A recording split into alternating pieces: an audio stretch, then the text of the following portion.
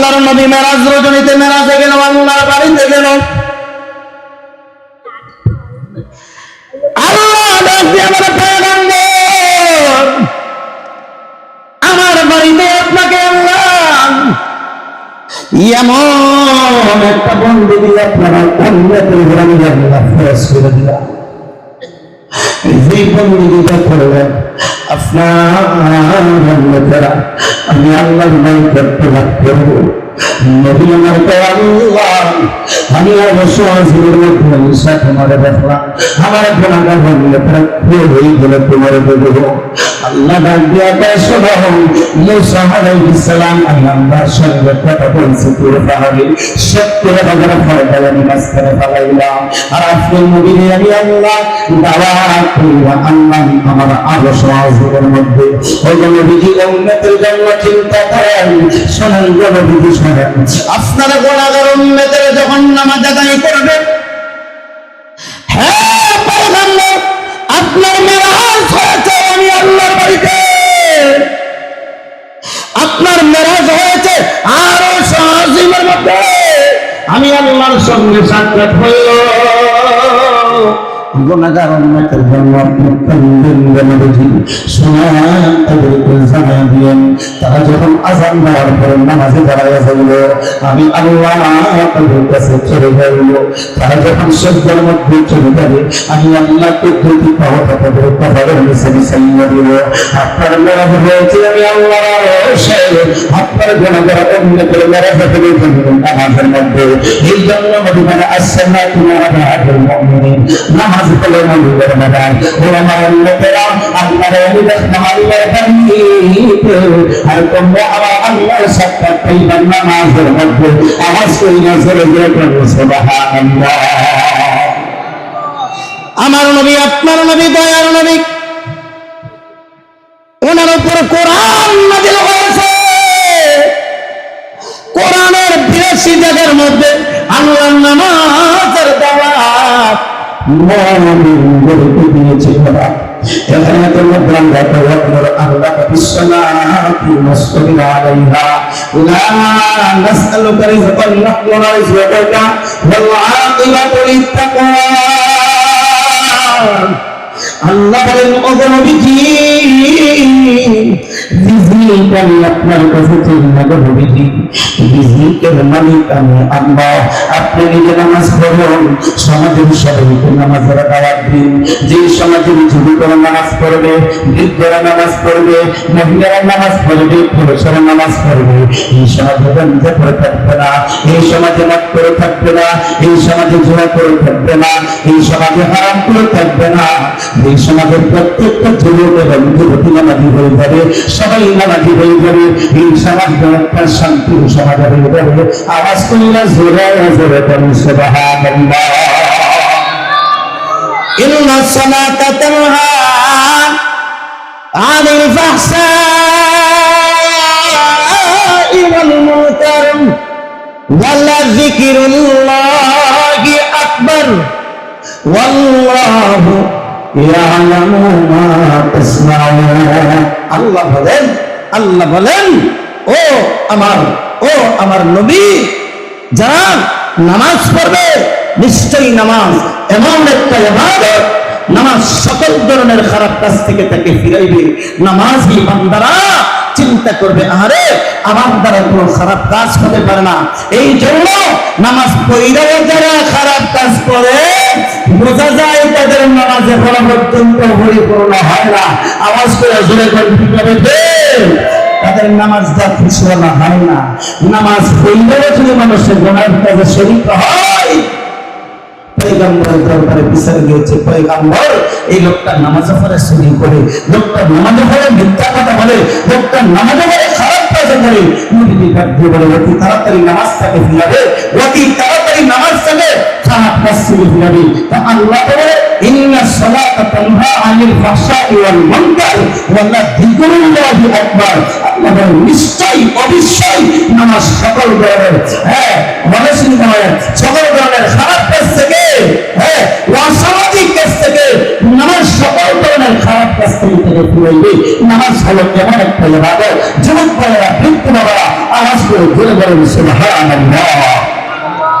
এই জন্য নামাজ পড়া বাবা হযরত ওমর ফারুক রাদিয়াল্লাহু তাআলা আনহুর জামানায় যুবক যুবতীকে প্রেমের প্রস্তাব দিয়েছেন। যুবতীরা দিয়ে বলে, যুবকরা প্রেমের প্রস্তাব আমাকে দিয়েছ, ভালো কথা রে যুবক। ওই যে একটা মসজিদ দেখা যায়, মসজিদের ইমাম ছিলেন আল্লাহর পয়গম্বর, যার পিছনে সাহাবায়ে কেরাম নামাজ পড়ত। আর পয়গম্বর যখন জামাতের ইমামতি করে মধুর কণ্ঠে মধুর সুরে কোরআন শরীফের তেলাওয়াত করে বাবা, সাহাবায়ে কেরাম কত মনোযোগ সহকারে পয়গম্বরের যখন কোরআন শরীফের তেলাওয়াত শুনে, এই কোরআন মহাগ্রন্থ আল কোরআন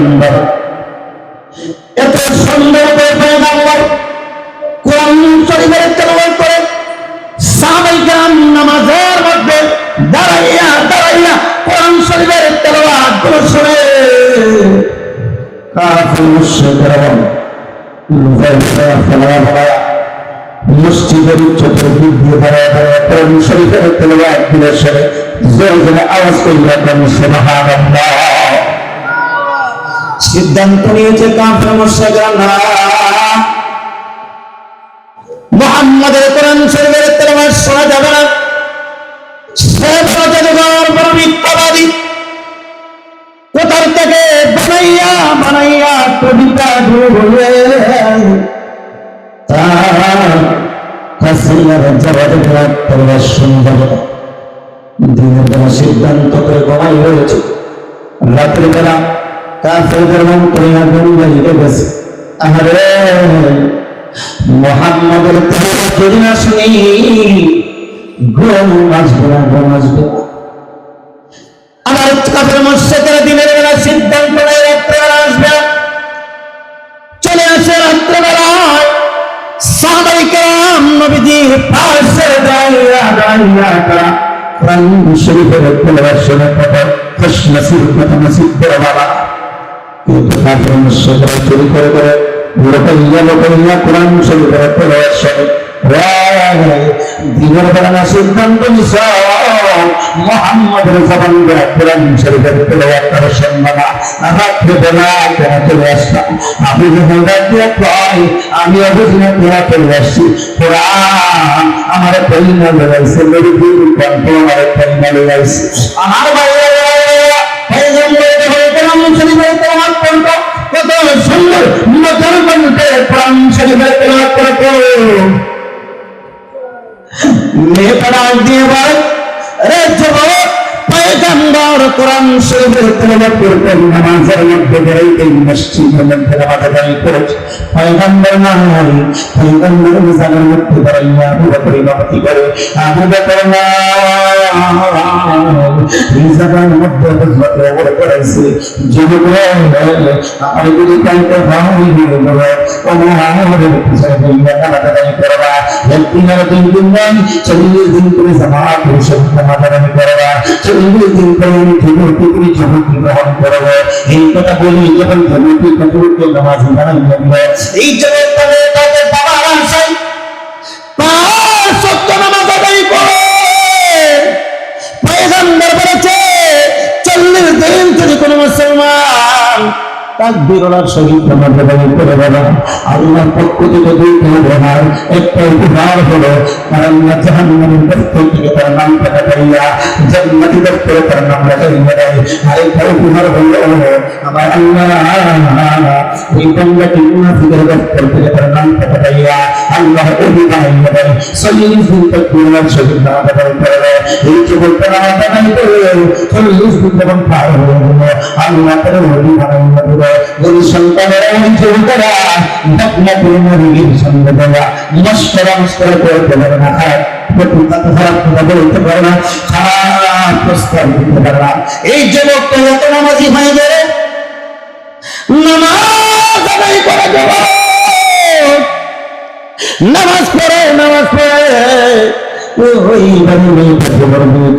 যুবকরা প্রধান প্রস্তাব দিয়েছি একমাত্র আশ্বাস না যুবক থাকবে সময় দুনিয়ার জমিনের বন্ডানারের প্রেমে আমি পড়েছিলাম বন্ডানারের প্রেমে পড়া জিন্দগি আমার বরবাদ হয়ে গিয়েছে এটা তখন আমার নামাজ বানাইল আমার নামাজের মহব্বত আমার অন্তরে লাগান বদলেছে দুনিয়ার কোনো কিছু ভালো লাগে না যখন সময় হয়ে যায় নামাজ আমার কাছে লাগাবে এইবারে বন্ধের জমিনের বহু মহিলা আছে স্বামী নামাজি বানাইতে পারে বহুত মা আছে সন্তানকে নামাজি বানাইতে পারে বহুত ভাবে সমাজে আছে বাবা এরকম দিদি সন্তানকে বলি করে নিজের সঙ্গে সঙ্গে মসজিদ হয়ে যায় মসজিদ রাখি নাই কিন্তু বাবা সন্তানকে মসজিদ রাখতে চায় না বাবা সন্তানকে মসজিদ রাখতে চায় না সন্তানকে নিজের টিভির ঘরের মধ্যে সন্তানকে নিজের খারাপ কাজের মধ্যে সন্তানকে নিয়ে ভালো কাজে যাইতে চায় না ইচ্ছা করলে মহিলারা শিশু একটা বাচ্চাকে কোরআন শরীফে শিখিয়ে দিবে ইচ্ছা করলে বড় বন্ধু মহিলা ইচ্ছা করলে শিশু বাচ্চাটাকে নামাজের মধ্যে পাঠাইতে পারে ইচ্ছা করলে তারা স্বামীকে নামাজের মধ্যে পাঠাইতে পারে সবাই মহিলা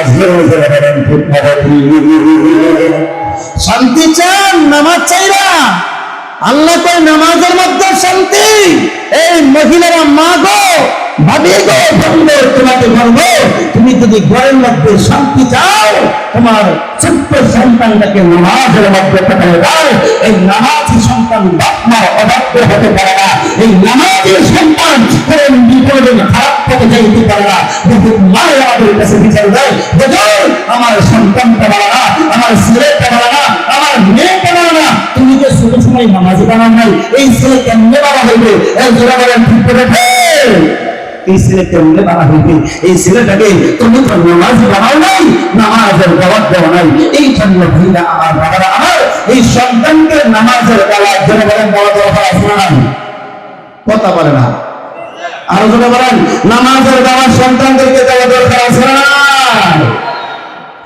এই জন্য মা মহিলাদেরকে বলে যাবে সারা রাত্র নামাজ শুনলে একেবারে পিলা বলবে ফজরের নামাজ ধুইয়া পড়বে মা হে মা নামাজের মধ্যে লাভ করে দেয় নামাজের মধ্যে জান্নাত পেয়ে যায় নামাজের মধ্যে সকল পরেশানি দূর হয়ে যায় সেজদায় চলে যাও আল্লাহর গুণ করা শুরু করো তোমার টেনশন দূর হয়ে যাবে